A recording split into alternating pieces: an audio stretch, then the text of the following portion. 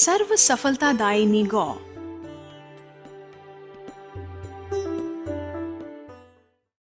गो पूजन पर्व गोपाष्टमी। वर्ष में जिस दिन गायों की पूजा अर्चना आदि की जाती है वह दिन है गोपाष्टमी। यह गो पूजन का विशेष पर्व है। गोपाष्टमी का महत्व। इस दिन प्रातः काल गायों को स्नान करा के गंध पुष्पादि से उनका पूजन किया जाता है। गायों को गोग्रास देकर उनकी परिक्रमा करके थोड़ी दूर तक उनके साथ जाने से सब प्रकार के अभीष्ट की सिद्धि होती है।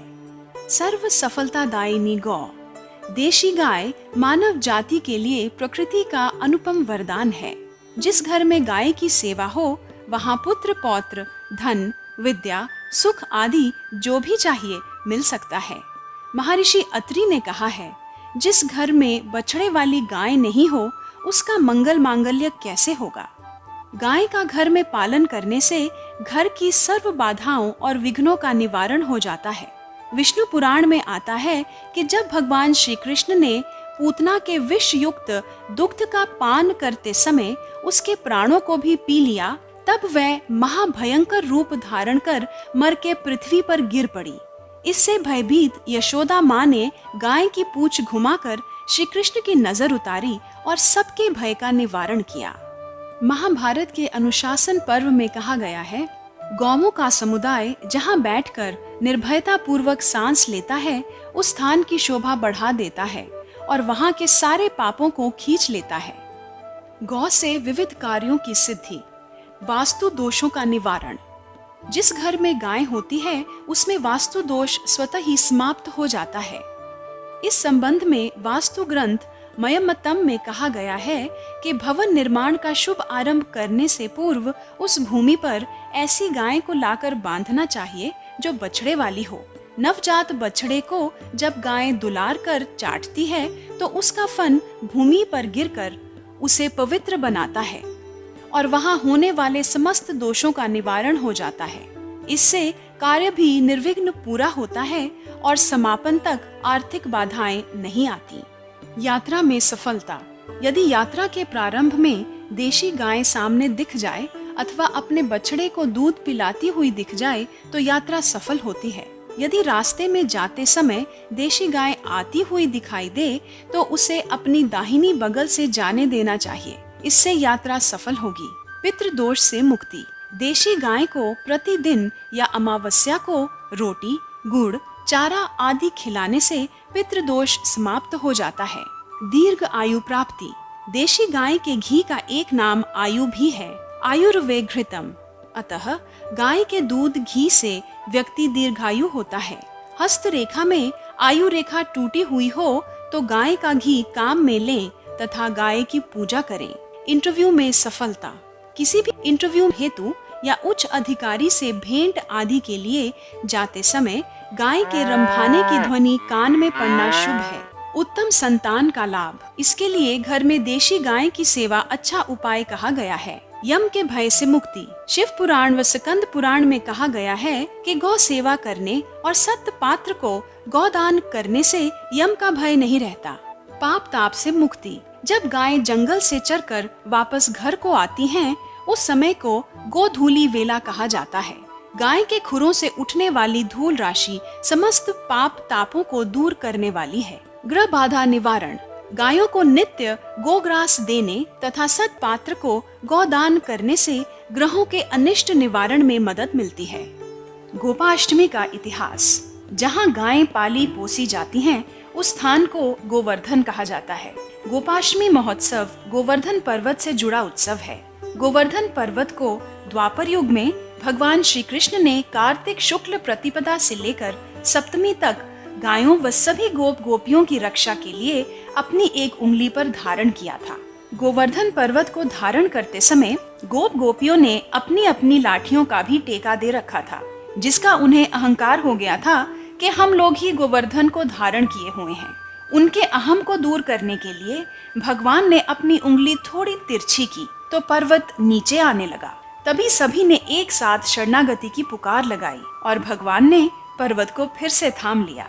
उधर देवराज इंद्र को भी अहंकार था कि मेरे प्रलयकारी मेघों की प्रचंड बौछारों को मानव श्री कृष्ण नहीं झेल पाएंगे।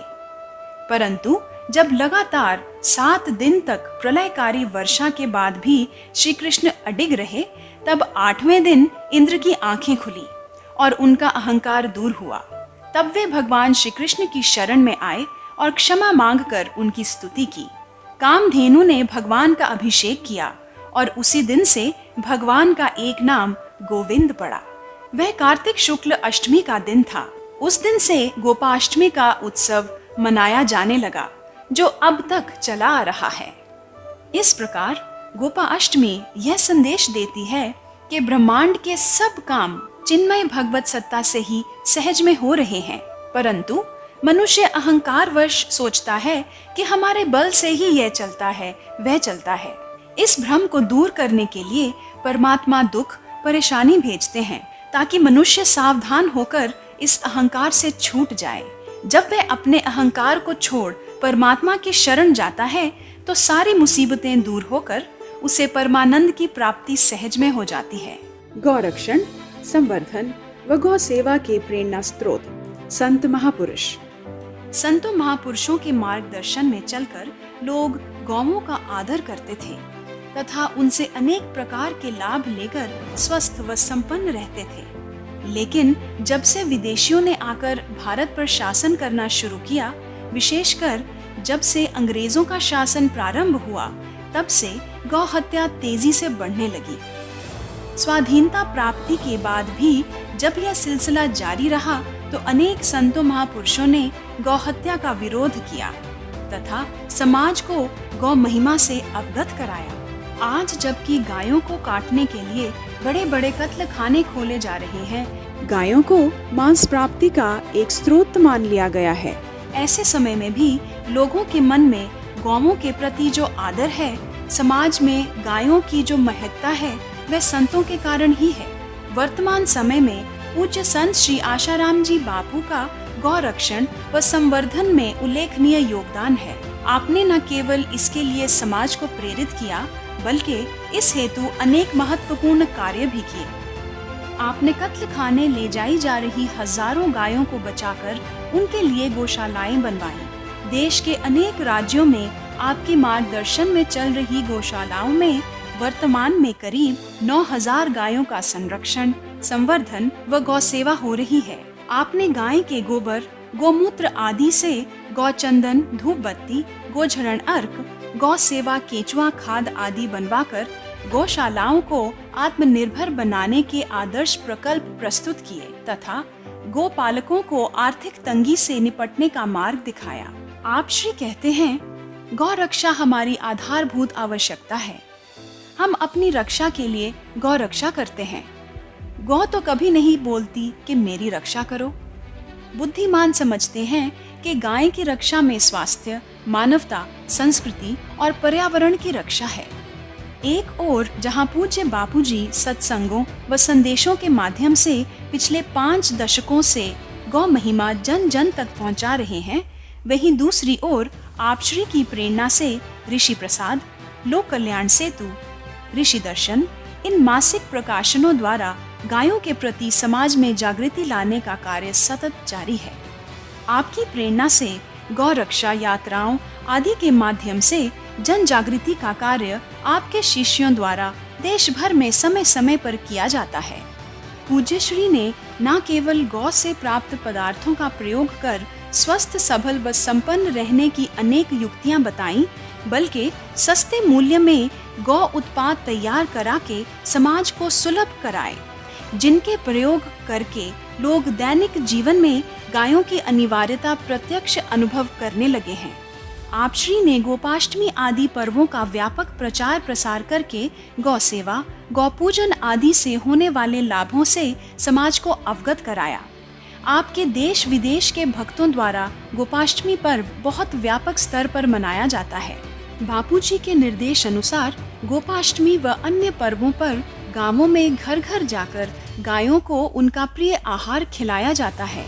इतना ही नहीं, पूज्य श्री समय समय पर विभिन्न गौशालाओं में जाकर अपने हाथों से गायों को पौष्टिक आहार खिलाते हैं, उन्हें सहलाते हैं, उनसे स्नेह करते हैं।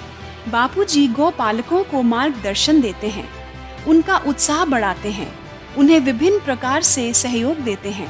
पूज्य श्री द्वारा चलाया गया ये गौ रक्षा एवं गौ संवर्धन अभियान एक दिन देश के अर्थतंत्र, सामाजिक स्वास्थ्य, समृद्धि तथा व्यक्तिगत उत्थान की सुदृढ़ रीढ़ अवश्य बनेगा।